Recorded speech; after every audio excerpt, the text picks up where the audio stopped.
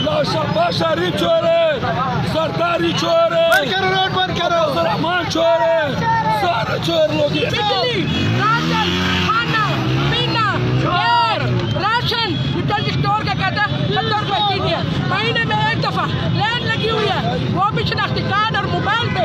क्यों? तो भीख मांग रहे, पैसे दे के ले रहे हैं, और तो रो रही है। शरीफ का पीटीआई लेकिन बहुत अच्छा था। शहबाज शरीफ ने कहा यकम मई से मैं टेढ़ा मुंह करके कि मैं लोडशेडिंग खत्म कर दूं। किधर है?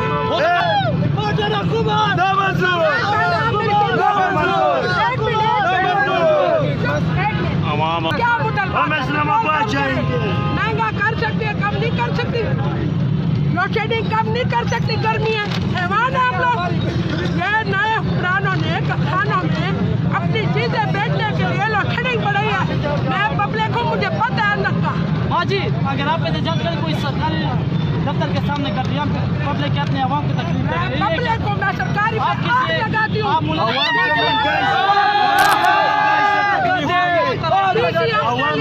वो जो है ना नौकर पेश है, माताओं के मजबूर है, उनके गले का कटा हो गया।